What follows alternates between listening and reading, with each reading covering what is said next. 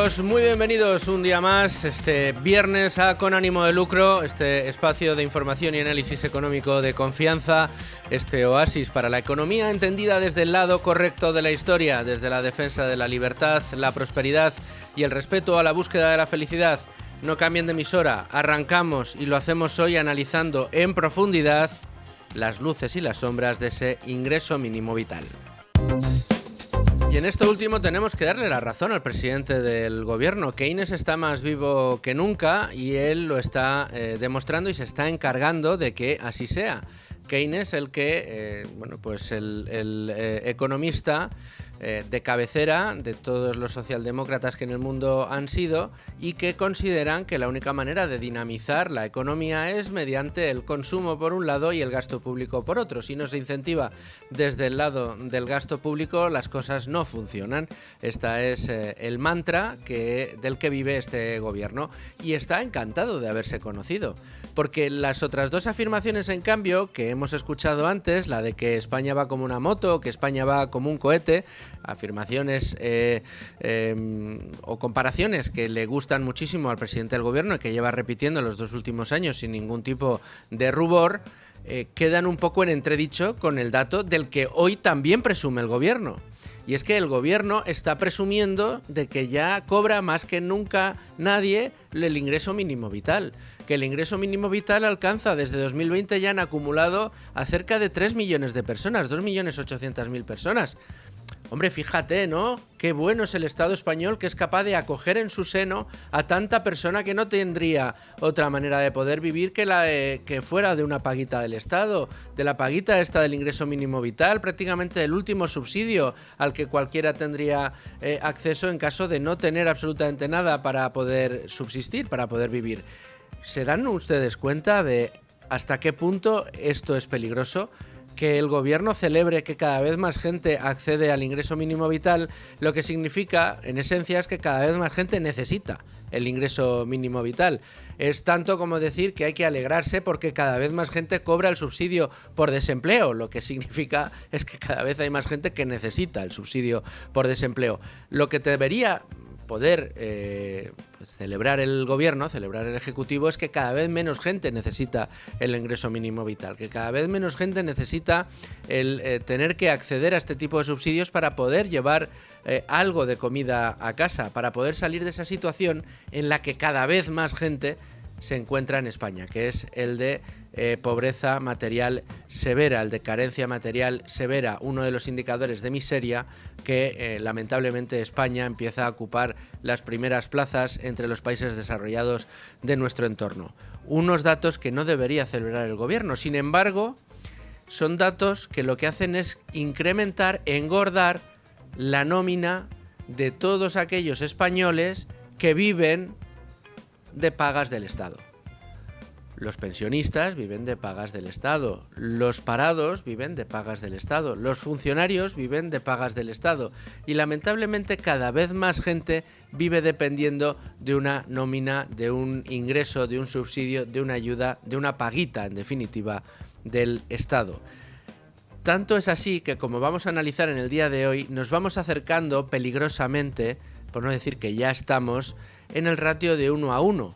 Es decir, todas estas nóminas, todas estas paguitas, todos estos subsidios, estas ayudas, estos salarios, estas pensiones, estos subsidios, no serían posibles si no se extrajeran de manera coactiva, coercitiva, de la parte que genera riqueza en España, de las empresas y los trabajadores, los autónomos, las pymes, de todo el sector, de toda la parte productiva en España.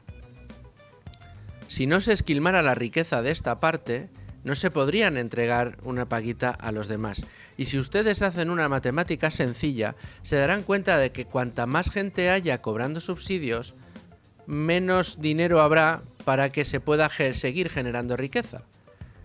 Es decir, si a la parte que genera riqueza cada vez le quitas más para poderle dar más subsidios a cada vez más gente, acabarás matando a la gallina de los huevos de oro y haciendo algo que se conoce muy bien a aquellos que han vivido bajo el yugo del socialismo en países como Venezuela, que hoy precisamente está de actualidad, y es difundir, extender una pobreza terrible. Es lo que le ha pasado a Argentina, lo que le pasa a Venezuela y lo que le pasa a tantos otros países donde el socialismo es quien lleva mandando o comandando, mejor dicho, su futuro y su presente y de lo que ya conocemos de su pasado. Esto es lo que hace el socialismo, crear estructuras clientelares mediante el acceso a ayudas, subvenciones, pagas, subsidios, pensiones públicas, salarios públicos, que no se pueden nutrir si no es con la riqueza de aquellas del sector privado que es capaz de poner en marcha empresas, poner en marcha dinamismo, poner en marcha estructuras económicas para ofrecer bienes y servicios, en definitiva, que la gente quiera consumir.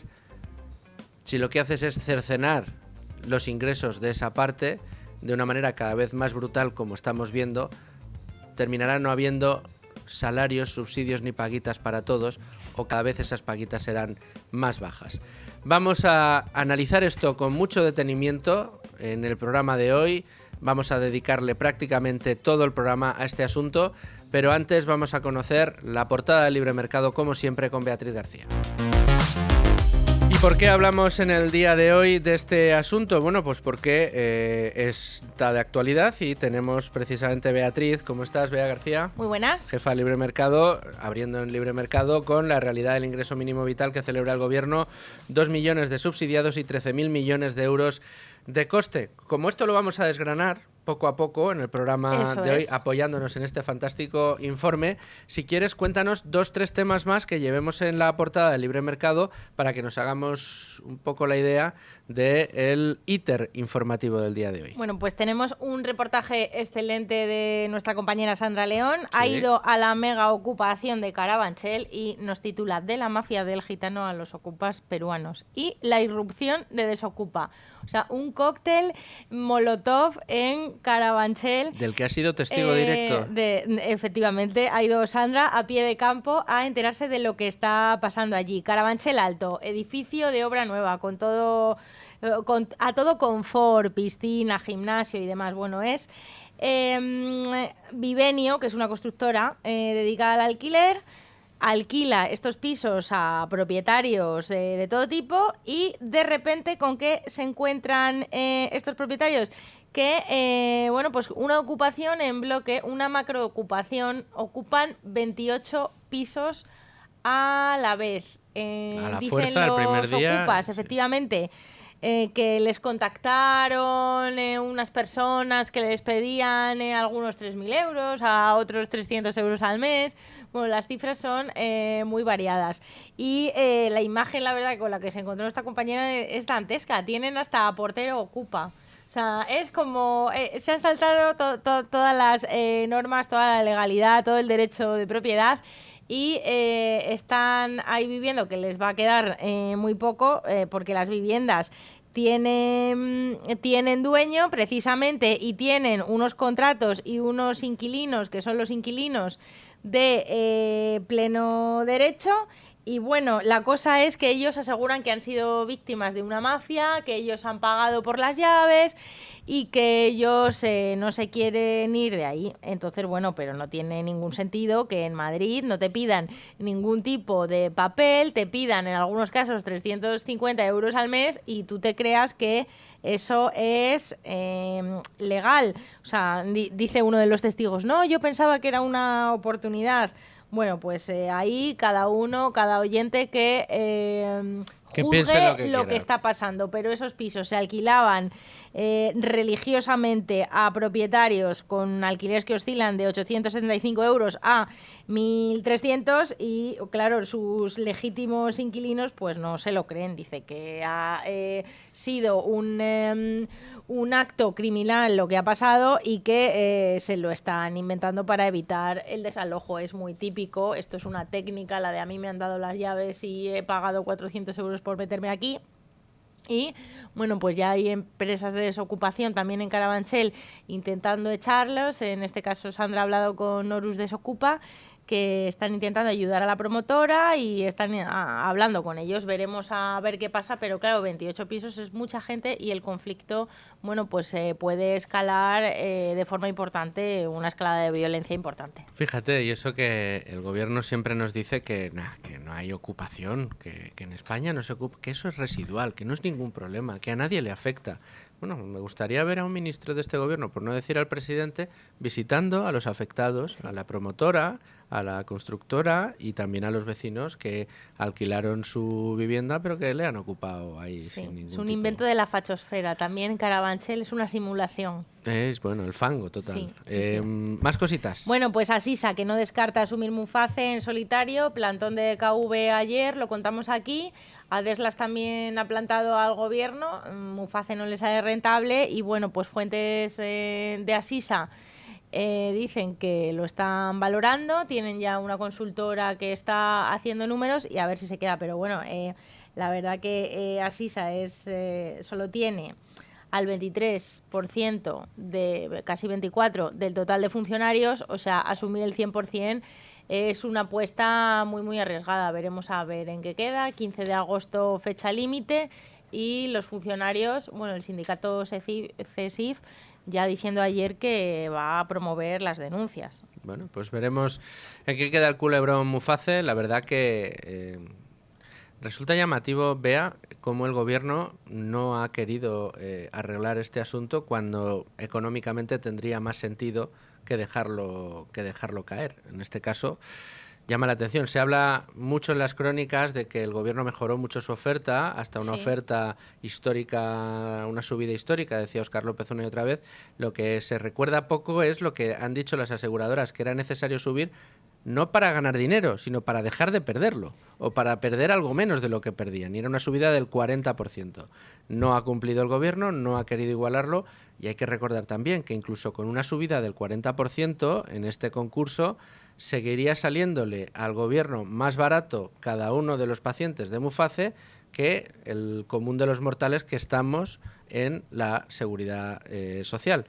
Paciente de la seguridad social ahora mismo cuesta al Estado por paciente el doble de lo que le cuesta a uno de Muface. Y eso es un síntoma de lo poco eficiente que es el sector público, cómo el sector privado es capaz de ahorrar en todo tipo de servicios y proporcionar los servicios con una calidad similar o superior, más mejor barato, servicio claro, a mejor precio. Efectivamente.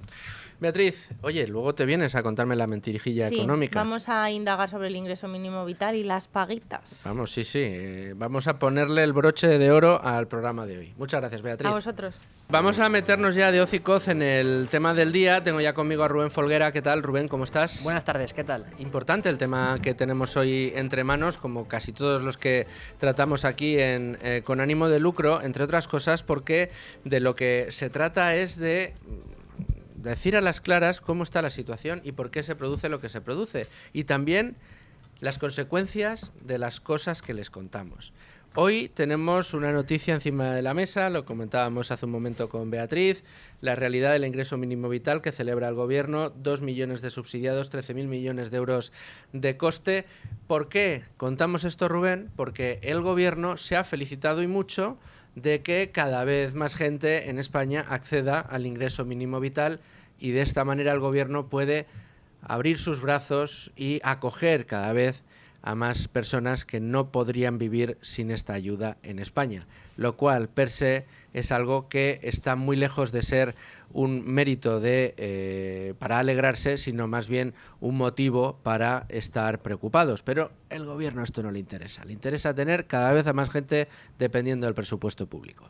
Sí, entendemos que lo que viene a decir el gobierno es que, mira qué buenos somos que protegemos a la gente, ¿no? con esta clase de subsidios, pero lo que al fin y al cabo, como bien decías, lo que esto refleja es que cada vez más gente necesita este tipo de pagas porque la evolución de la economía no es la que debería ser, digamos, es bastante preocupante y por tanto se ve abocada a vivir del Estado de este modo. Y de hecho, la ministra Elma Saiz, de Seguridad Social, como bien comentabas, hace unos días, el 7 de enero, salía y publicaban un vídeo en el que, aparte de comentar otras cuestiones, recalcaban este hecho, recalcaban que más de 2 millones de personas, entre los cuales hay unos 800.000 niños, son, digamos, beneficiarios del ingreso mínimo vital, lo cual en cualquier país decente y en cualquier país, digamos, del primer mundo, debería ser un motivo de preocupación más que de alegría. Sí, y vamos a escuchar a Elma Saiz. A ellos se les suman los más de 2,5 millones de personas que han percibido en algún momento el ingreso mínimo vital, de los cuales más de 800.000 son niños y niñas. Venga, está estupendo. Cada vez somos capaces de acoger a más gente, porque cada vez hacemos que más gente necesite este tipo de ayudas. Es que, la verdad, yo no entiendo cómo hacen este tipo de discursos, pero no han sido los únicos, ¿no? No, lo cierto es que desde el momento en que se aprobó esta medida, el 29 de mayo de 2020, tanto María Jesús Montero como en aquel momento Pablo Iglesias, que eran ministros de este gobierno, salieron en una rueda de prensa a presentar la medida y a pues presumir, ¿no?, de que esto era un día histórico para la democracia española, porque por fin se avanzaba en derechos sociales y se ponía en marcha una medida totalmente necesaria. Se trata de un paso de gigante en la lucha contra la desigualdad y la pobreza en nuestro país. Es el momento de dar un paso más, con una nueva prestación que tiene que actuar como una auténtica red de seguridad para todas estas familias. Bueno, estas eran las declaraciones, como bien recordaba Rubén, que se hacían en el 2020. Estamos hablando del momento de la pandemia, un momento en el que se quiso aprobar este ingreso mínimo vital como parte de un llamaban escudo social. Ahora vamos a escuchar también a Pablo Iglesias en este sentido, pero que tuvo un problema fundamental. Bueno, yo diría dos. Uno, recordar que ya estaba en marcha en aquel momento una cosa que se llamaba renta básica de inserción, renta mínima, perdón, RMS, renta mínima de inserción. Esto eran ayudas que ponían, y todavía hoy ponen en marcha las comunidades autónomas, precisamente para esos mismos colectivos, es decir, esas familias, esos hogares, esas personas que después de un paro prolongado, de agotar los subsidios por desempleo y de no encontrar otra manera de subsistir, necesitaban el amparo, en este caso del Estado, para poder vivir. ¿Qué hace el gobierno en 2020, plena pandemia? Recordemos, cuando se hablaba de los ERTE, cuando la señora Yolanda Díaz presumía de que habían llegado a superar los 6 millones de prestaciones por desempleo y estaba encantadísima de la vida de poder presumir de que se habían dado en un mes más de 6 millones de prestaciones por desempleo en España, cuando negaba que el paro hubiera subido de los 5 millones de personas. Eso para que nos demos cuenta. En aquel 2020 se anuncia este ingreso mínimo vital con un problema. Dos. Uno, que es verdad que en aquel momento probablemente era muy necesario para mucha gente que lo había perdido todo porque el Estado obligó a la economía a cerrar y a encerrarnos en nuestras casas, y de repente muchas personas se quedaron sin su única manera de subsistir porque les obligaron a cerrar los negocios y a dejar de percibir dinero y a dejar de vender sus productos o sus servicios. En aquel momento se activa este ingreso mínimo vital, que viene a poner encima de la mesa un discurso según el cual el gobierno era el que estaba amparando a toda esa gente que se quedaba. O sea, ya no recordaba que las comunidades autónomas lo hacían. ¿Pero qué hace al poner en marcha este ingreso mínimo vital? Cargar de burocracia, de una burocracia extraordinaria al sistema. Al mismo tiempo que cargaba de burocracia este sistema, como se pegaba con la renta mínima de inserción, resulta que hizo más ineficiente las concesiones de renta mínima de inserción, mientras que tampoco carburaba al ingreso mínimo vital. Es decir, en ese año, que fue cuando más falta hacía, por problemas burocráticos y de funcionamiento, este ingreso mínimo vital no empezó a carburar hasta el 2021 y 2022. Pero lo cierto y verdad es que en ese año quien presumía de ser el que estaba acogiendo a todas las personas que lo pasaban mal era el gobierno, y por supuesto también uno de los miembros destacados de ese gobierno, que era Pablo Iglesias. Sí, vamos a escuchar a Pablo Iglesias decir que ese día 29 de mayo de 2020, cuando se aprobó en Consejo de Ministros esta medida, era un día histórico y el mayor avance en derechos sociales desde el año 2006.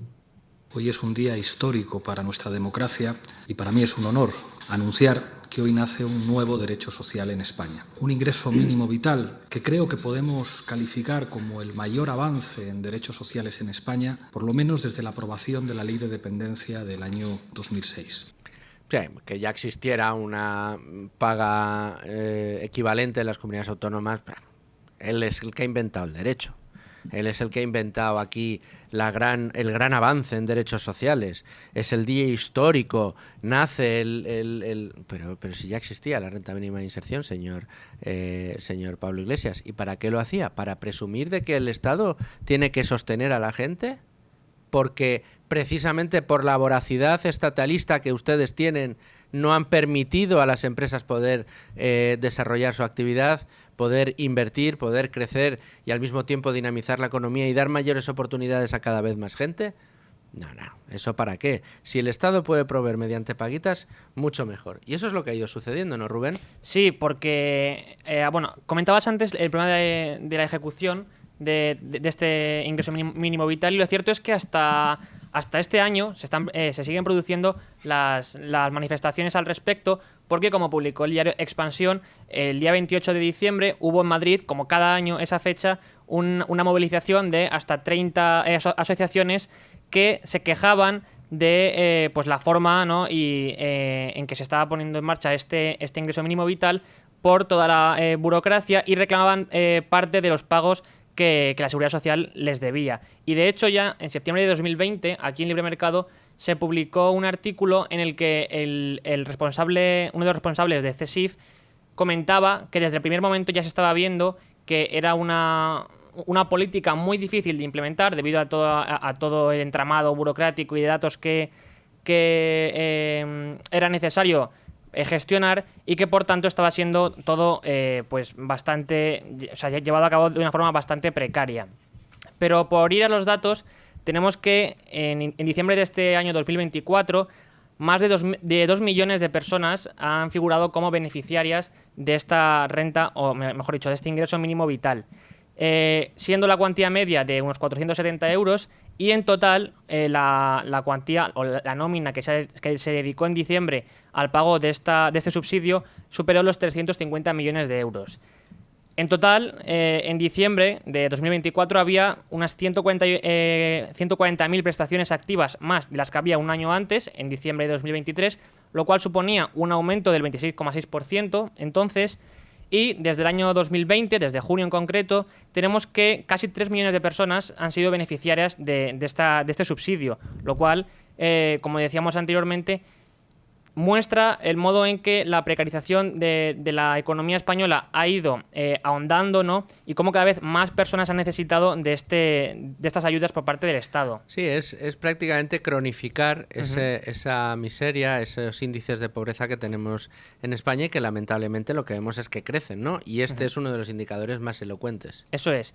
Esto también se puede sumar a la evolución de la renta mínima de inserción que gestionan las comunidades autónomas. Como ha publicado Miguel Puga en Libre Mercado, entre el año 2003 y el año 2023 la evolución ha sido al alza, con la única excepción del 22 al 23, que precisamente es cuando hubo de algún modo un trasvase, ¿no?, de los beneficiarios desde las comunidades hacia el ingreso mínimo vital gestionado por el Estado central, ¿no?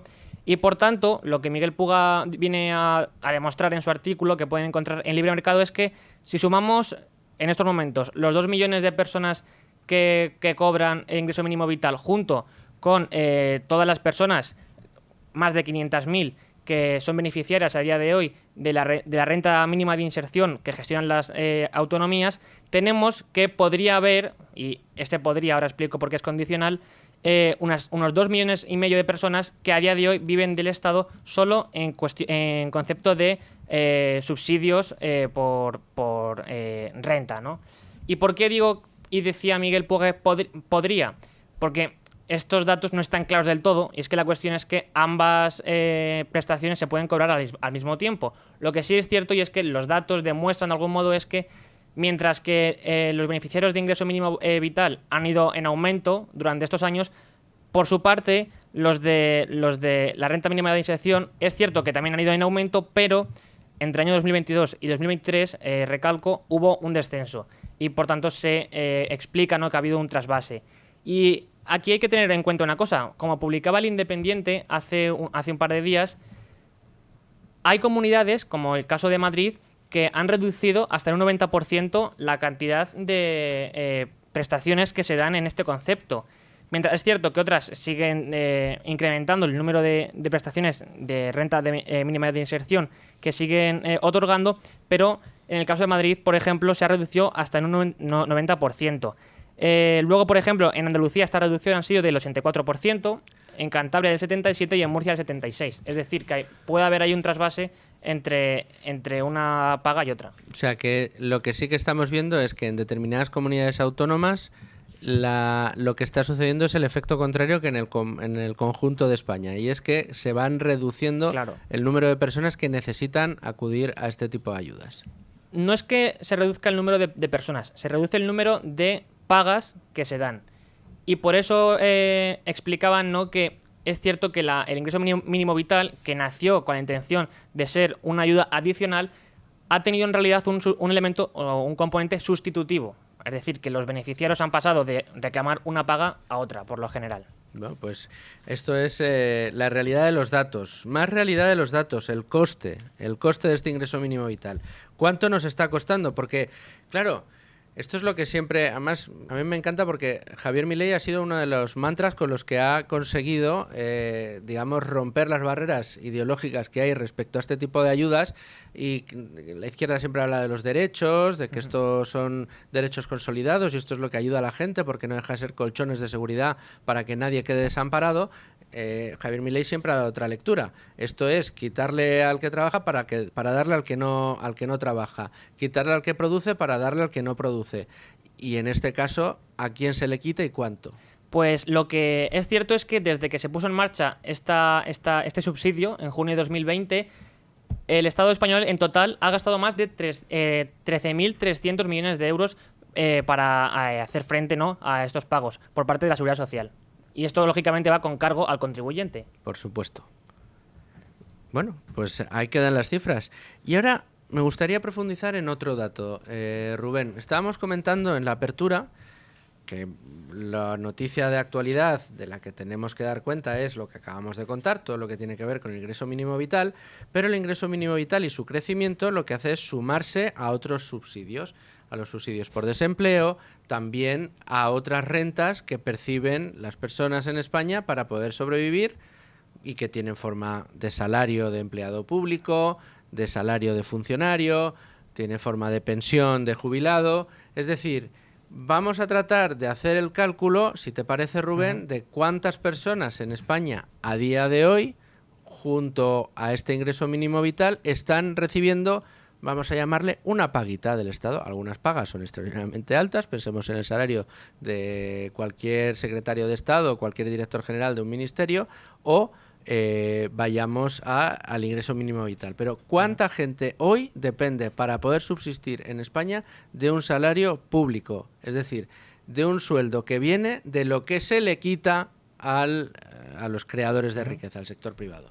Pues si tomamos los 2,5 millones de personas que viven percibiendo una ayuda de reinserción o de ingreso mínimo vital, también los más de 3 millones de funcionarios y empleados públicos que existen en estos momentos y los más de 9 millones de pensionistas que tenemos, si hacemos ese cálculo, pues podemos concebir que entre el número de pensionistas, beneficiarios de prestaciones por desempleo, también de dependencia y demás, tendríamos casi, en agosto de 2024, casi 20 millones de personas que viven directamente o que dependen del Estado para vivir. Lo cual, sumado a... Porque esto hay que aclararlo. Cuando una persona, un padre de familia, recibe una prestación por desempleo, de esa prestación no vive solo él, también vive sus hijos, vive su mujer, vive su madre si vive con ellos. Es decir, que una prestación por desempleo, en este caso, por ejemplo, da prestación no solo a una persona, a más. Entonces podemos sí intuir que en estos momentos en España más o menos la mitad del país vive de la otra mitad, precisamente por esto, porque entre los 20 millones de personas casi que dependían directamente de una prestación del Estado, más los que viven alrededor de él, pues tenemos esa relación casi de 1 a 1 en estos momentos. De 1 a 1 te refieres a que estamos ya que un cotizante del sector privado ya está soportando la vida de un cotizante, de un pasivo, de una persona que vive de los salarios del Estado. ¿Y qué pasaría, Rubén, tú que estudias economía y que además te manejas súper bien con los números, qué pasaría si el ratio empieza a darse la vuelta? Es decir, cada vez hay más gente que vive del Estado y menos gente produciendo para que el Estado les robe lo que produce. Bueno, tampoco hay que ser ningún genio para intuir, ¿no? y entender que si ese ratio se da la vuelta y cada vez va a peor, lo que al final se pone en peligro es la sostenibilidad de este sistema. ¿Cuánta gente, vuélveme a repetir los números, pensionistas? Sí. Estamos en el entorno de los 10 millones, ¿no? Sí, unos 9,3 millones, también depende a veces los datos donde lo cojas y en qué periodo, pero sí, podemos ponerle unos 10 millones. Unos 10 millones, empleados públicos, 3 millones y medio, 3 millones entre y medio, funcionarios y empleados públicos. Eso es, más 2 millones y medio de ingreso mínimo vital, más la renta mínima de inserción, perdón. Más los parados. Eso es, que estaban en unos 3 millones también. Pues tenemos eso, casi 18 millones de personas que dependen. Más de 18 millones de personas que dependen es. de un salario público, de una paga pública. Estas son las paguitas. ¿Cuánto recuerda esto a, en este caso, a Argentina? ¿Te parece que saludemos a nuestro analista de cabecera de hoy? Los viernes nos acompaña Lorenzo Bernaldo de Quirós, presidente de Free Market. ¿Cómo estás, Lorenzo? Muy buenos días y feliz año. Feliz año, Lorenzo. Buenos días a ti también. Bueno, buenas tardes. Sabes que la ortodoxia de la radio dice que a partir de las 12 hay que dar las buenas tardes. Nos tomamos el té. Tú que eres, te gusta mucho. Británico. Eso es. Aquí ortodoxia ante todo, Lorenzo. Y ortodoxia también en el tema que tenemos hoy que tratar. Hemos querido desbrozar todo lo que tiene que ver con ese ingreso mínimo vital. Recordemos que entraba en vigor en 2020, en plena pandemia, que hacía que el señor... Mira, te lo voy a poner por si no lo has escuchado. Víctor, ponnos otra vez el corte de Pablo Iglesias, si lo tienes por ahí, cómo presumía de ser él el que había dado nuevos derechos a los españoles. Mira, hoy es un día histórico para nuestra democracia y para mí es un honor anunciar que hoy nace un nuevo derecho social en España. Un ingreso mínimo vital que creo que podemos calificar como el mayor avance en derechos sociales en España, por lo menos desde la aprobación de la Ley de Dependencia del año 2006. Sin él no hubiéramos llegado a tener derechos. Se le olvidaba que ya existía la renta mínima de inserción en las comunidades autónomas con quien ya compite este ingreso mínimo vital. Pero, Lorenzo, desde que eso se anunció hasta hoy, lo que tenemos es que cada año más gente necesita este ingreso mínimo vital y el gobierno le tenemos presumiendo de que ya desde 2020 hasta ahora casi 3 millones de personas, 2,8 millones de personas han necesitado en algún momento el ingreso mínimo vital. Y actualmente vivos, Rubén, ¿cuántos estaban? ¿2 millones? 2.050.000. Sí. Para sacar pecho. El crecimiento de los beneficiarios, entre comillas, del ingreso mínimo vital, lo que refleja clarísimamente es el fracaso de la política social y económica del gobierno. Es decir, una política económica en la que se traduce en que cada vez más gente necesita tener el ingreso mínimo vital, lo que quiere decir es que las condiciones y el marco económico general del país creado por la política económica les impiden vivir de otra manera que no sea la del subsidio. Bien, a eso hay que sumar otro elemento que es importante, que la propia IDEF estableció y de una manera muy importante al inicio de la instauración del ingreso mínimo vital como un aviso. Y era el riesgo claro de que el ingreso mínimo vital se transformase, en vez de un mecanismo para devolver a la gente al mercado laboral e insertarla en el mercado laboral, en un mecanismo estable de vida que se complementaría con otros ingresos, por ejemplo, en la economía negra. Sí. Entonces, habría que evaluar, y ahora os doy un dato que es importante, cuál es la tasa de personas o el porcentaje, de beneficiarios del ingreso mínimo vital que después de percibirlo durante más de un año han sido reincorporados o reinsertados a la actividad laboral. Bien, el porcentaje no llega al 7%. Fíjate. Es decir, el ingreso mínimo vital se ha convertido para muchos españoles en una trampa de pobreza y en la generación de una cultura de dependencia que impide que esa gente se incorpore al mercado laboral, porque es una cosa que también ha sucedido en muchos países donde se han aplicado medidas similares, por ejemplo, en Estados Unidos. Entonces, es un fracaso presumir de una política social que se traduce en que cada vez más gente cobra subsidios. Sería al revés. El gran éxito es que el número de españoles perceptores de subsidios fuese cada vez menor. porque eso querría decir que se pueden ganar la vida y prosperar y preparar su futuro en un escenario de mercado y de responsabilidad individual.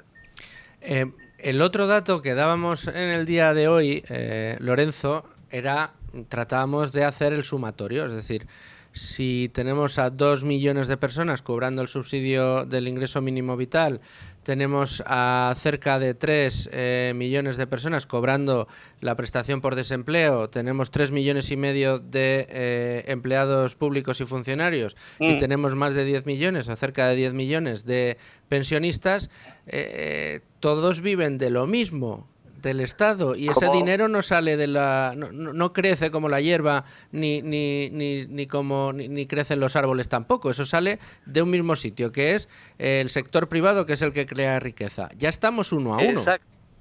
Exactamente, fíjate, como dicen siempre, como se decía en los viejos tiempos, me alegro que me haga usted ese comentario, porque estamos terminando precisamente en Free Market, que lo llevamos haciendo, lo hacemos cada 2 años, una actualización, un informe de cuánta gente en España recibe sus ingresos del sector público en el sentido amplio de la palabra y quiénes en efecto se ganan su sustento en el sector privado. Bien, a finales de 2024, 18,3 millones reciben... Repítemelo porque se ha cortado el teléfono justo en ese momento. 18,3 millones de españoles reciben sus ingresos del sector privado y 18,4 millones de españoles reciben sus ingresos del sector público. Es decir, la mitad de la España productiva financia con sus recursos a más de la mitad de una España que es improductiva. Eso es insostenible y esa es realmente, y no en términos políticos, lo que sería la diferencia real de las dos Españas. La España que trabaja en el mercado y la España que trabaja de los ingresos extraídos al mercado y a la gente que con su trabajo y su esfuerzo y en un sistema de cooperación voluntaria en el mercado genera la riqueza de este país. Es dramático. No hay un ratio tan alto en ninguna otra economía desarrollada de Europa. No, este tipo de ratios, eso te iba a decir, este tipo de ratios son los que nos acercan a Argentina, antes de Milei, la que nos acerca a la deriva que ha conducido a Venezuela a ser uno de los países más pobres e inseguros del mundo. Es decir, nos lleva a otras latitudes y a otros esquemas económicos, no a los de los países desarrollados con los que nos queremos comparar. Exactamente. Estamos creando un sistema que es una mix ayornada por las restricciones que te ofrece el formar parte de un entorno civilizado, entre comillas, como es el de la Unión Europea, a una mix entre lo que sería un sistema peronista con toques clarísimamente, tanto retóricos como prácticos, bolivarianos. Esa es la realidad y sabemos que ese modelo solo conduce en el medio y en el largo plazo a un estancamiento del crecimiento primero y a una caída del nivel de vida de los ciudadanos después. Y esa es la realidad fuera del espejismo de la coyuntura de estos momentos que se cierne sobre el horizonte del medio y del largo plazo de la economía española. Es dramático. Lorenzo, quiere mi compañero Rubén hacerte una pregunta. Buenas tardes, sí. ¿Qué tal? Y Muy buenas, Rubén. Si las autoridades saben esto, ¿por qué se empeñan en seguir esta senda en lugar de revertir esta situación? Porque es totalmente lógico. Cuanto más gente depende del sector público y el gobierno se obstina en promover esa política, más votos potencialmente cautivos cree que puede conseguir. Es un mecanismo que de la vieja escuela de la teoría de la acción pública, que era yo cambio votos a cambio, valga la redundancia, de transferencias de rentas y privilegios legales a quienes me votan. Entonces eso es la realidad. Entonces tenemos una España improductiva en el sentido genérico y real de la palabra, porque vive de los recursos generados por la otra, que cada vez es más grande, lo que se traduce es en convertir a la mitad de la España productiva en un objeto real de explotación. Eso explica realmente los impuestos tan altos que pagamos, etcétera, etcétera, etcétera. Es la gloria del Estado y de sus servidores sobre la miseria de los ciudadanos y los individuos privados. En definitiva, Lorenzo, un desastre para los intereses de un país como España, que aspiraba a ser una de las primeras economías de la Unión Europea y que, bueno, pues parece que esto ya lo ha abandonado, por mucho que el presidente del gobierno siga repitiendo una y otra vez que somos la envidia de Europa. No sé en qué términos o en qué múltiplos podemos ser envidia de nadie ahora mismo en el continente. Y no olvidemos otra cosa, don Luis, que es muy importante, que este año entramos, es decir, el gobierno entra en el festejo del 50 aniversario de la muerte del invicto caudillo. Hombre, Yo claro. creo que es todo un símbolo absolutamente glorioso, porque en realidad este gobierno es un continuador cada vez más preciso de lo que eran las prácticas autoritarias en el tema político e intervencionistas en el tema económico del franquismo. Ellos son los herederos realmente de General. Les debe haber traicionado el subconsciente. Sin duda alguna. Eso es harina de otro costal que si quieres un día lo abrimos, que me parecerá muy interesante. Un abrazo muy fuerte, Lorenzo. Muchas gracias y feliz fin de semana. Bueno, y hasta aquí hemos llegado con el tema del día. Yo creo que importante, necesario este análisis que hemos realizado respecto a esto que tanto presume la izquierda como un derecho, un avance, pero sí, mientras avance el número de personas que reciben el ingreso mínimo vital, más problemas tendremos. Y ese dato que nos ha dado Lorenzo Bernaldo de Quirós en adelanto al informe que están preparando en Free Market es espeluznante. Ya hay más gente, ya se ha dado la vuelta, ya se ha cruzado la línea, ya se ha invertido la curva, ya hay más gente en España que vive de un salario del Estado frente a los que viven de un salario privado. Es decir, ya hay más gente viviendo de la clase que produce riqueza para que pueda vivir esa gente.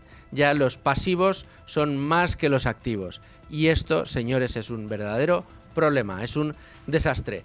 Pero en el día de hoy también tenemos que analizar qué pasa en los mercados, unos mercados que viven con la vista puesta en Estados Unidos. En el día de hoy tenemos que contar que el IBEX 35 ya ha perdido el nivel de los 11.800, que no perdía en los primeros compases de cotización. 11.793 puntos para un indicador, el español, que pierde un 0,89% en este momento y donde brillan como principales valores dentro de nuestro principal indicador ArcelorMittal con una subida del 2,58%, Celnex con una subida del 1,56%, Repsol con una subida del 1,3% y por el farolillo rojo las acciones que más bajan: Acciona un 2,54% abajo, AENA un 2,37% e IAG un 1,5% abajo. Vemos también noticia destacada porque llevaba días algo deprimido. El Bitcoin recupera parte del terreno perdido en lo que llevamos de año, sube un 1,43%, cotiza en $94.759. Ya saben que es un valor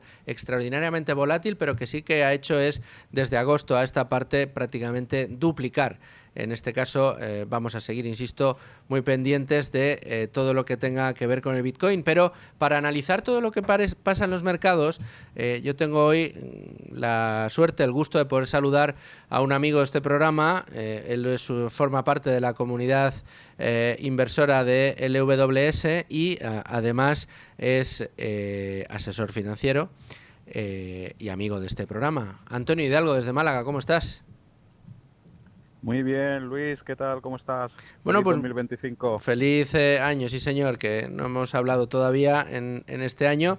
Estábamos analizando un poco los datos que tenemos, las noticias que comandan ahora mismo la prensa especializada en materia de finanzas y veo, fíjate, mira, uno de los primeros titulares que leo en prensa especializada dice, se pregunta un redactor, ¿bastará el frenazo, del mercado laboral en Estados Unidos para encerrar a los halcones de la Reserva Federal?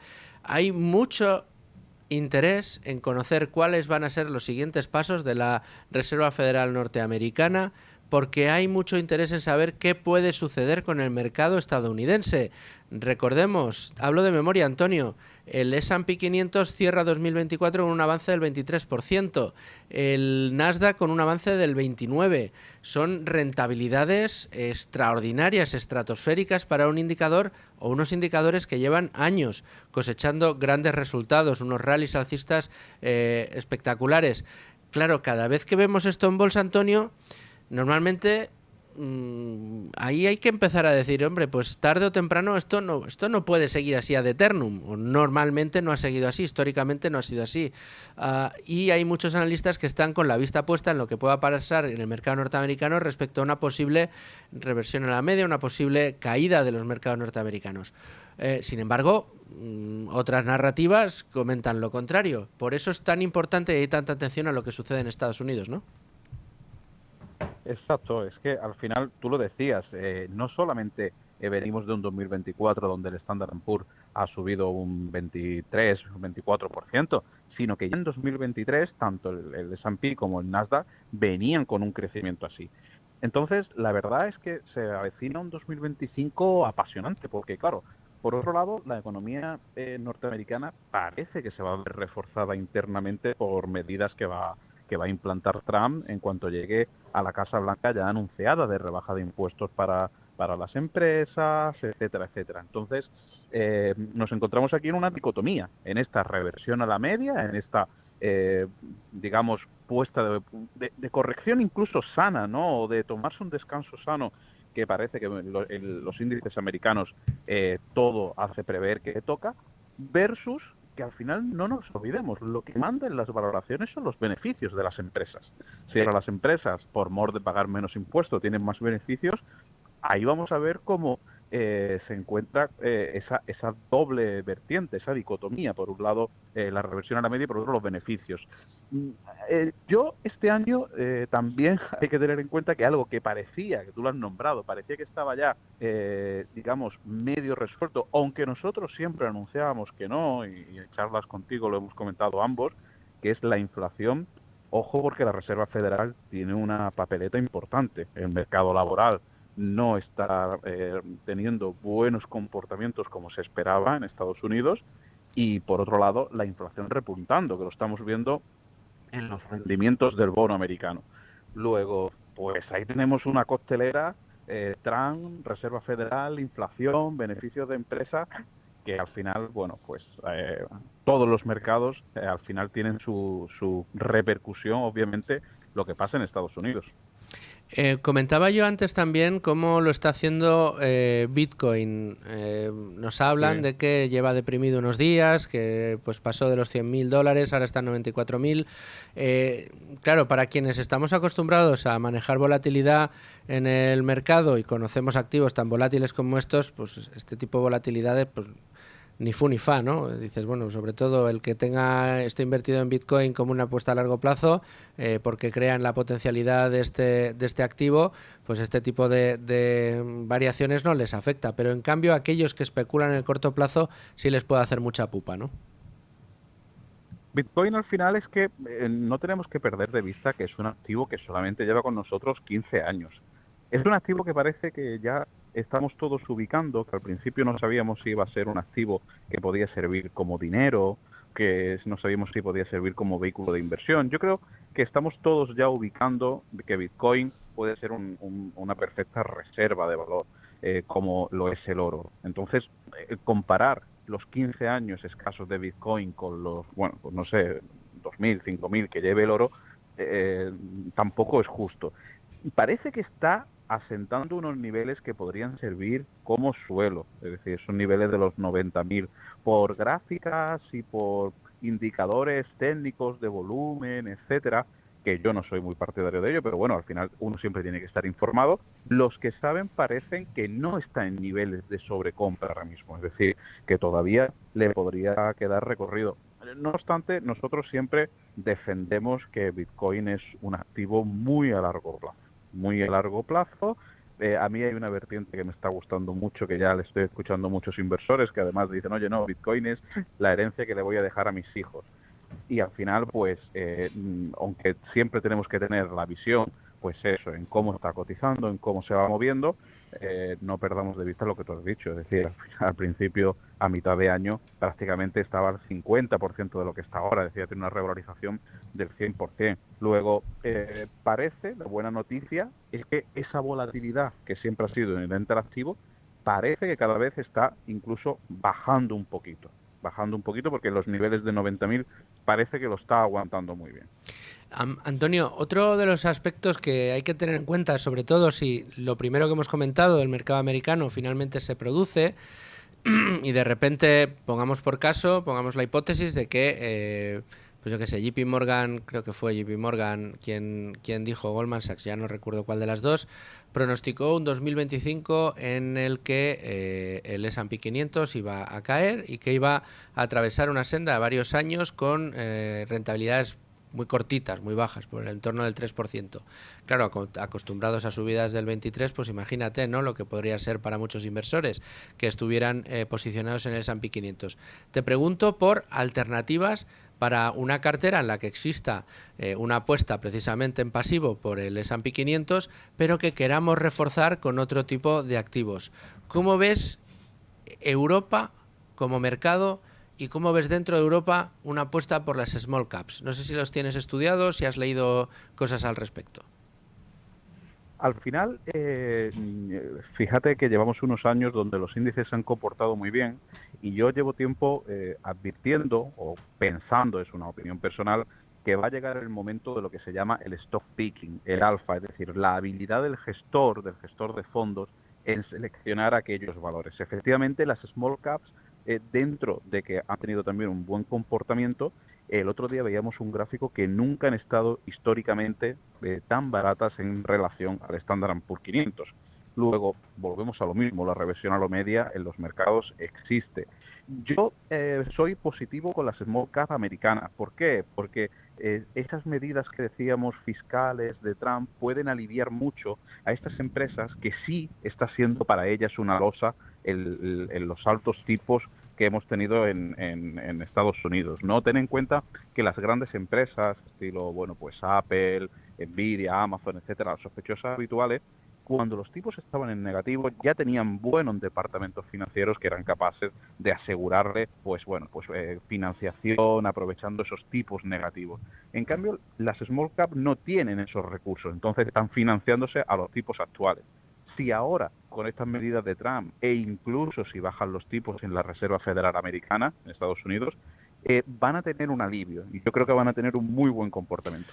Sobre lo que comentas de Europa, pues igual, habrá que hacer una selección de aquella y, como siempre, separar el grano de la paja. Bueno, pues estaremos muy pendientes también de todo lo que publicáis en LWS Academy, en LWS Research, que siempre es interesantísimo. Antonio Hidalgo, muchas gracias.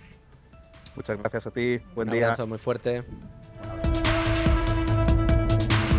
Y nos acercamos a la 1 del mediodía, a las 12 del mediodía en Canarias. Tiempo de escuchar las noticias, las informaciones que nos preparan nuestros compañeros de los servicios informativos de radio. Y volvemos a Con Ánimo de Lucro. Hoy vamos a analizar la mentira económica con Beatriz García y pondremos el broche con el avance de lo que preparamos para Tu Dinero Nunca Duerme este domingo. No se vayan. Seguimos en Con Ánimo de Lucro, lo hacemos hoy como todos los viernes, también con Beatriz García, jefa de Libre Mercado. Bea, ¿cómo estás? Muy bien. Bea, que nos trae cada semana la mentira económica del gobierno, una mentira que hoy tiene mucho que ver, todo que ver con el tema que hemos tratado en el programa, al que hemos dedicado el programa, y es que no solo tenemos un gobierno que se felicita, se aplaude y se abraza a sí mismo por conseguir que cada vez más españoles tengan que vivir de una paguita del Estado, sino que además lo hace cambiándonos las tornas, diciéndonos lo que no es. Sí, bueno, el gobierno, recordemos junio del año 2020, plena pandemia del coronavirus, la economía española y la mundial en plena ruina, y el gobierno se saca de la manga con José Luis Escrivá a la cabeza, que nos ha dejado una herencia tremenda, se saca de la manga el ingreso mínimo vital. ¿Qué promete con esta paga, con este subsidio? Bueno, pues que iba a sacar a los españoles de la pobreza, que esta subvención iba a mejorar la vida y la economía de toda esa gente que lo estaba pasando mal. Bueno, pues Escrivá decía que el ingreso mínimo vital iba a llegar, prometía, a 2,3 millones de personas en España, y resulta que con los datos de 2024 vemos ahora el balance de este año en el ingreso mínimo vital y vemos que es que lo ha superado.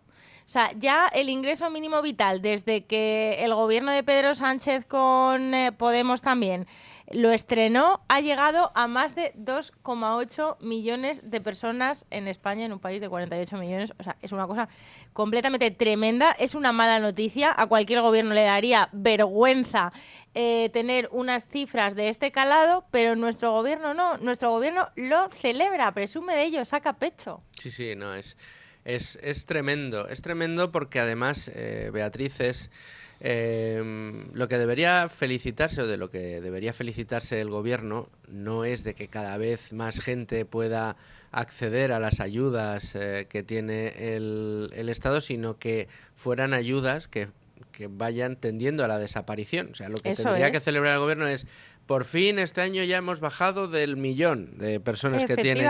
Hemos bajado los 500.000. Ya ni siquiera 100.000 personas necesitan el ingreso mínimo vital. No, aquí aplaudimos. Y ya hemos llegado a 2,5 millones de personas en estos años. No, casi 3, ¿no? 2.800.000 en el acumulado, casi 3 millones de personas. Y bueno, es completamente insultante. Bueno, ¿te acuerdas en plena pandemia? Mira, si no me falla la memoria, las cifras. Bueno, tú que también las manejas, hubo una sesión extraordinaria de Yolanda Díaz en aquellos momentos, en lo peor de la pandemia, en la que presumía de que más de 6 millones de españoles estaban percibiendo la prestación por desempleo.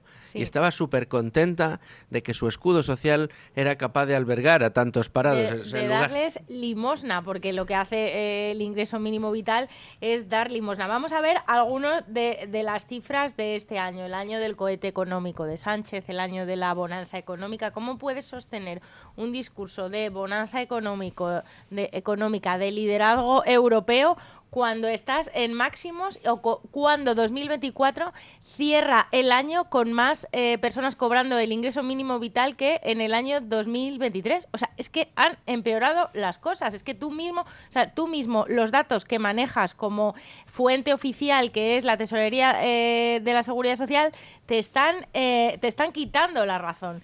Y bueno, pues cierra 2024, ¿qué nos dice el gobierno? Cifras oficiales. Este subsidio, ingreso mínimo vital, ha llegado en diciembre a los 673.000 hogares, en los que viven 2 millones de personas, 2,47. La cuantía media de la prestación son 470 euros. O sea, ¿en qué casa se puede vivir con esa prestación por hogar? Esto es una miseria. No estás salvando a los españoles de ninguna situación de pobreza. O sea, estás creando una red clientelar completamente perversa, muy cercana, nos recuerda mucho al peronismo.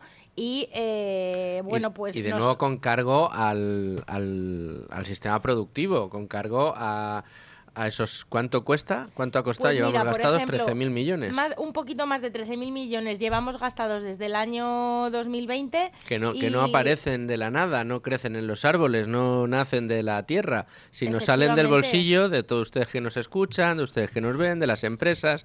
Esos 13.000 millones se han tenido que quitar de algún lado, del bolsillo del que produce, para poder dar la paguita a esta gente. Que, por cierto, hay que decir, ya existía la renta básica de inserción, que la repartía las comunidades autónomas, y que esto lo que hace es complementarlo. Es decir, que ya existía una limosna, por así decirlo, para aquellos que no tenían ni lo mínimo para poder subsistir. Efectivamente, sí, el RMI.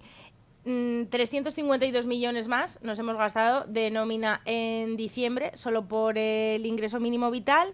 ¿Y qué nos cuenta el gobierno? Bueno, pues el gobierno, fuegos artificiales, tirando cohetes. Dice que estos datos reflejan que hay 141.000 prestaciones activas más que las que había hace un año. Y esto lo pones como una buena noticia, que hay 141.000 personas más pasando calamidades en España. Y tú esto lo celebras sin ningún tipo de rubor, que son un incremento del 26,6%. ¿Cómo puedes celebrar esta miseria? Y además los hogares, pues más beneficiarios. Casi un 30% más de hogares beneficiarios en 2024, el año del esplendor español, según el cohete, la moto, relato la del locomotora, gobierno. todo. Casi un 30% más de beneficiarios por el ingreso mínimo vital. Pues nada, para el Ejecutivo de Sánchez esto es una buena noticia. Y has hablado de la renta mínima de inserción, pues es que en esta renta también se ha fijado mucho Elma Sainz, que está muy disgustada con las comunidades autónomas, que dice que hay 13 comunidades autónomas que están dando menos RMI que antes, según el umbral de la pobreza de sus ciudadanos. Hay que decir que el umbral de la pobreza es una media, o sea, lo que hace es una media, 60% de la renta de todo el territorio. O sea, si nos fuera bien a todos, podríamos deducir que ese umbral de la pobreza sube, o sea, que no depende solamente de los que se consideran pobres, sino de el resto de ciudadanos. Por eso son algunas variables que hay que tomar con pinzas. O sea, la gente no está rebuscando en la basura en España, ni mendigando hay 13 millones de personas, ni nada de eso. Pero sí que es verdad que los datos de pobreza, sobre todo carencia material severa, que es el que más se ajusta a la realidad de la pobreza, están empeorando, y que hay gente que hay más de 3 millones de personas, por ejemplo en España, que no pueden comprar carne y pescado con regularidad, y a mí eso me parece muy preocupante, y de eso el gobierno no habla. Y cuando estaba el PP gobernando eran todos los días reportajes en La Sexta y en el Congreso de gente que no podía poner la calefacción y con la batamanta en casa, y bueno, era todo un show completamente. Que el hablaban de pobreza climática, pobreza energética, de pobreza de todas clases. Era el debate que nos tenía la izquierda siempre en aquel momento. Ahora no les interesa tanto, cuando lo que sí que demuestran estas cifras que estás dando es que efectivamente se compadecen con las otras estadísticas que vamos conociendo, como bien decías, aquellas que nos sitúan, empiezan a situarnos a la cabeza de los rankings de miseria, de carencia material severa y de pobreza dentro de los países de nuestro entorno, dentro de los países desarrollados de la Unión Europea. Unos dudosos podiums que vamos obteniendo, y que, si esto es motivo de alegría para el gobierno, no puede ser por otra cosa que no sea que a un gobierno de izquierdas, en este caso, cada vez más de izquierdas, lo que le conviene es tener cada vez gente más empobrecida dentro de su país, porque, claro, lo que ha aprendido del peronismo y del kirchnerismo, al que tanto ha apoyado este gobierno, es que cuanta más gente dependa de tu limosna, más fieles van a ser a tu gobierno cuando lleguen las elecciones. Y este es el problema que tenemos en España, que lamentablemente están logrando su objetivo, lamentablemente cada vez hay más gente que tiene que acudir a este tipo de ayudas. Es la búsqueda de la cronificación de la pobreza. Es una estrategia política completamente demencial. Un gobierno tiene que presumir de que los ciudadanos pueden sacarse por sí mismos las castañas del fuego. Preocuparse en crear un entorno, un entorno económico, un entorno laboral, un entorno empresarial que permita al contribuyente sobrevivir sin la necesidad de mendigar nada al Estado y con el dinero que se gana. Entonces, este gobierno no lo está haciendo y está siguiendo una estrategia contraria. Y al hilo del ingreso mínimo vital también hay un dato que a mí me parece ya, la guinda del pastel, es que el gobierno está presumiendo de que es una pasarela. En el gobierno hacen, por ejemplo, el subsidio por desempleo, lo que están creando es una pasarela al ingreso mínimo vital. En vez de preocuparse, no sé, de hacer políticas de empleo activas, que esos parados vuelvan al mercado laboral, que esos parados de larga duración puedan encontrar una oportunidad, pues en el gobierno celebran también que desde noviembre que los perceptores del subsidio por desempleo que agoten la prestación no van a tener ningún problema, porque van a pasar automáticamente, prácticamente, si el ciudadano le da el ok por protección de datos, el gobierno te garantiza una pasarela para que cobres el ingreso mínimo vital. O sea, todos son facilidades administrativas para cobrar todo tipo de subsidios. El SEPE le informa de que se le ha acabado el subsidio por desempleo, que es un subsidio, la gente, es muy habitual en España escucharlo de voy a acabar el paro. O sea, la gente, el paro es una prestación que, a mi modo de verlo, debería cobrarse de emergencia, cuando tú no tienes más remedio que quedarte en el paro o cobrar un ingreso porque no encuentras trabajo. Pero después del paro, que podemos hablar del paro contributivo, la mitad de los parados cobran prestaciones donde no han cotizado para ello, y eso hay que explicárselo a la gente. Cuando vemos las estadísticas de cobro del desempleo, la mitad son subsidios que no han cotizado lo suficiente, son subsidios de rescate, aunque se considere como el paro. Pues el gobierno te sigue rescatando. Él lo que quiere vender es eso, el rescate, porque es que además la ministra de Seguridad Social ha hablado esta semana del ingreso mínimo vital como una inversión. Eso no es una inversión, es una subvención, es un subsidio, y lo están hasta cambiando el calificativo para, pues como hace el gobierno con los parados, quien está en casa considera que la estadística es un ya lo hemos visto con los fijos discontinuos, o sea, todo tipo de cambios de categorización, y ahora lo llaman inversión. El ingreso mínimo vital no es una inversión, es un gasto para todos nosotros. Es una inversión para futuro de ellos, para seguir teniendo, insisto, estómagos alimentados. Beatriz García, como siempre, muchas gracias por traernos estas mentiras y desvelarle la cara de verdad, la cara buena, la cara de la verdad, que en este caso es la del empobrecimiento de España. Beatriz, muchas gracias. Buen fin de semana. Bueno, y encaramos la recta final del programa de hoy y de la semana. Estamos en viernes, y los viernes hasta ahora yo hablo con Manuel Llamas. ¿Qué tal, Manuel? ¿Cómo estás? ¿Qué tal, amigo? Muy buenas. ¿Qué tal va la preparación de la trinchera mañana a primera hora? Bien, muy centrados en todo lo que está pasando, por desgracia, en Venezuela. Creo que además vas a tener un tertuliano muy interesante. Sí, tú mismo. Mañana nos veremos por la mañana primero en la trinchera, pero antes teníamos que pasar por aquí. Luego nos veremos el domingo en Tu Dinero Nunca Duerme, de programa del que hoy les vamos a hablar a nuestros oyentes, y vamos a avanzar un poco el contenido. Para empezar, un invitado. Tengo que decir que es un invitado que ya estuvo con nosotros el año pasado, desde el principio, en la temporada pasada. Y vaya éxito que está cosechando, ¿eh? Sin duda. Estamos hablando de Antón Díez Tubet, que es el country manager de Trade Republic para España y Portugal, y Trade Republic, que precisamente esta semana se ha publicado, llegan a los 8 millones de clientes en Europa, tienen más de 100.000 millones de activos bajo gestión. Ojo con Trade Republic, ¿eh? Estas son... es la nueva banca.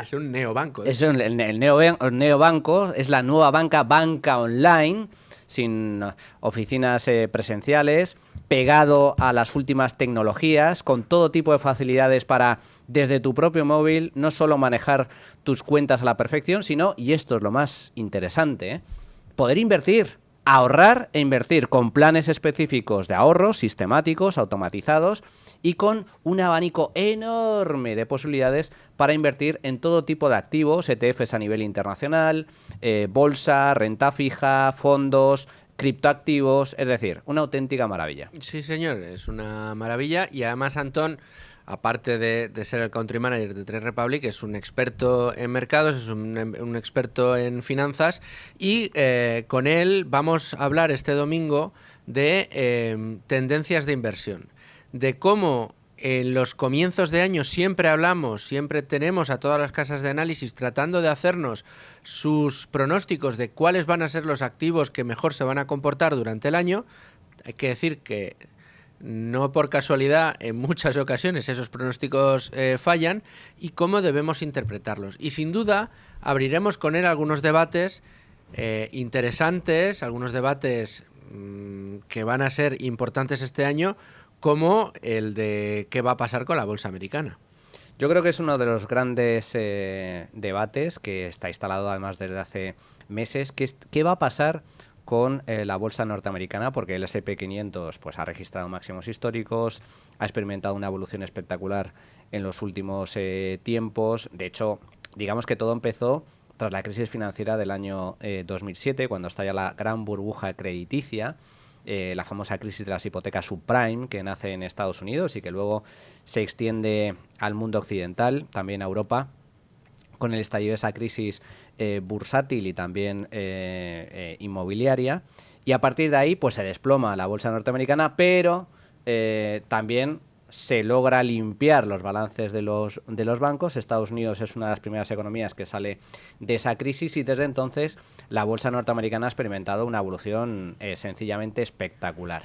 Pues bien, todo el mundo dice lo mismo. El consenso mercado, desde las grandes casas de análisis hasta los grandes bancos de inversión, dicen que esto llegará a un punto en el que terminará regresando a la media, que la bolsa norteamericana está muy cara. Hay que recordar, fundamentalmente alentada por las grandes tecnológicas, que son las que están impulsando el S&P 500. Y aquí uno de los grandes debates es qué va a pasar con la bolsa estadounidense, donde hay mucha gente que tiene exposición a través de ETFs, a través de fondos índices, de indexados, a través de compañías tecnológicas y que además también tiene influencia en otro tipo de índices, como por ejemplo el MSCI World, es decir, el gran índice bursátil a nivel mundial, donde un componente muy sustancial de ese índice lo compone precisamente el S&P 500. Por lo tanto, ¿qué va a pasar con la bolsa norteamericana? ¿Está cara? ¿Está barata? Vamos a hablar de eso con Antón y yo creo que nos va a aportar algunas claves interesantes sobre cómo aprovechar las tendencias, como por ejemplo el ascenso, la subida a la bolsa norteamericana, pero minimizando los riesgos para evitar hacer market timing. Eso es importante, porque al final el tema de las tendencias, y por eso yo creo que es muy interesante el programa que tenemos con Antón el domingo, es que suenan muy bien. ¿Cómo no vas a querer tecnológicas? Si dicen que este año va a ser el año de las small caps europeas, ¿cómo no vas a querer estar en small caps europeas? Y a principios de año siempre tenemos al final la tentación de cambiar de una manera notable nuestro plan. Es decir, nuestro plan a largo plazo, oye, pues si me dicen que el mercado americano se va a caer y yo tengo mis ETFs o tengo mi fondo indexado al S&P 500 y resulta que me dicen que lo que va a funcionar van a ser las small caps europeas, pues me quito el S&P y me compro el índice de las small caps. Y ahí puedes estar cometiendo errores. Pero quizá la virtud del programa de este domingo es que nos van a comentar estrategias en las que, sin salirnos de nuestro plan maestro, podamos aprovechar de alguna manera esas tendencias sin hacer market timing y sin descuidar las potencialidades del plan que tenemos y que recordamos siempre, hay que recordarnos a nosotros mismos siempre que es a largo plazo, que lo que pase este año no tiene que ser lo que vaya a pasar el que viene. Es muy importante porque hay, una cosa es que tú te puedas aprovechar de las tendencias y otra cosa muy diferente es que cometas el error de dejarte llevar única y exclusivamente por las tendencias, que sigas la tendencia porque al final siempre vas a ser el último en subirte al carro. Y como no sabemos qué es lo que va a hacer el mercado a corto plazo, es muy importante no caer en el error del market timing, es decir, intentar predecir qué va a hacer la bolsa a muy corto plazo o qué va a hacer un determinado activo. Por eso es fundamental, primero, conocerte a ti mismo. En segundo lugar, desarrollar una estrategia de inversión y ser fiel a tu estrategia de inversión. No desviarte el camino, porque lo peor que puedes hacer en bolsa es hacer grandes bandazos. Pero sí existe la posibilidad de aprovecharte de las tendencias o aprovecharte de las modas. ¿Cómo? Pues yo creo que Antón nos va a dar 2-3 claves importantes a tener en cuenta. ¿Por qué? Porque es posible que tú, manteniéndote fiel a tu estrategia, puedas dedicar una parte de tu patrimonio, una parte de tu ahorro a sobreponderar de alguna forma parte de tu cartera a esa tendencia con el fin de beneficiarte de esa subida que está registrando pues la bolsa norteamericana o las tecnológicas u otro tipo de tendencias o de modas en el mercado, pero siempre con precaución. si lo haces de forma correcta, te puedes beneficiar. No lo que hace mucha gente, que es decir, venga, ala, yo meto el 100% en Nvidia, me da exactamente igual el precio, no entro a valorar los fundamentales ni nada por el estilo, me dejo guiar única y exclusivamente por la moda, porque evidentemente existe un riesgo, una probabilidad muy alta de que esa operación salga mal. Es que al final las modas y las tendencias, lamentablemente, al inversor no muy con demasiados conocimientos le puede jugar malas pasadas. Pero al final todos somos presas de esas modas. Los mercados operan de una manera distinta como opera la mentalidad de un inversor en cualquier otro ámbito. No haces lo mismo en bolsa que haces cuando te vas a comprar un coche, o no haces lo mismo en bolsa que cuando te quieres comprar una casa. En bolsa, si te dicen que lo que está petándolo ahora mismo es Nvidia, te vas corriendo a comprar Nvidia, y si lo tenías a lo mejor en otros fondos o en otros activos que no están funcionando muy bien en ese momento, lo sacas todo de allí y lo metes en Nvidia. Mañana Nvidia se cae y te has quedado colgado de la brocha. Si de repente te dicen que estás en industriales, olvídate, las industriales se van a quedar ahí planas durante las próximas décadas. Lo que está ahora petándolo son las tecnológicas. Y vas y te cambias los fondos a las tecnológicas, y de repente el año siguiente suben las industriales y se pegan un piñazo las tecnológicas. Es decir, vamos por impulsos, y lo que hay que tener es un poco la mente clara, tener un poco tranquilidad y hacer lo que está diciendo Manuel. ¿Podemos aprovechar estas tendencias sin cambiar nuestra estrategia? Sí. ¿Podemos aprovechar estas tendencias aunque sean momentáneas o de unos años y no de otros, pero en una estrategia a largo plazo? También. ¿Cuál tiene que ser nuestro objetivo siempre? Que ganemos dinero en el largo plazo, que no lo perdamos, que lo mantengamos y, si es posible, ganemos más dinero. ¿Para conseguir ese objetivo se pueden aprovechar las tendencias? Sí. ¿Que estas tendencias, si no somos capaces de saber hacerlo bien, nos pueden jugar una mala pasada? También. Y estos son los riesgos que tenemos que evitar.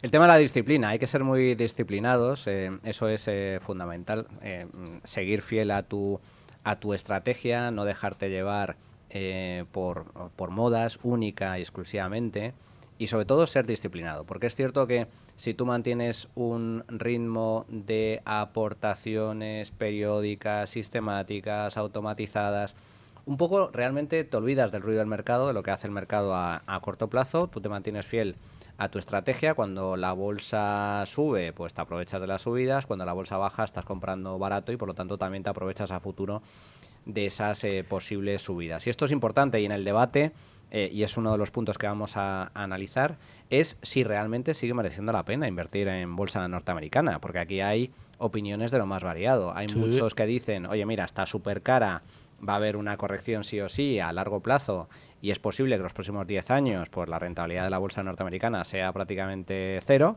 Y hay otros que dicen que no, que la bolsa norteamericana va a seguir creciendo, va a seguir subiendo y va a seguir ofreciendo oportunidades. Bueno, pues de todo esto vamos a hablar. Ya les adelanto, cojan papel y boli, porque van a tener que anotar muchas de las cosas que vamos a comentar el domingo.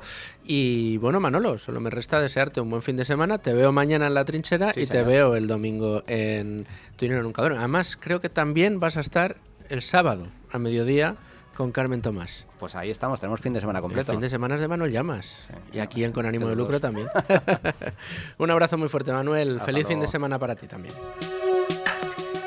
Y a ustedes, señores oyentes, muchas gracias por estar ahí un día más. Aquí les dejo la mejor programación, la DES Radio, para el fin de semana también. Volvemos el lunes a las 12. Aquí les espero.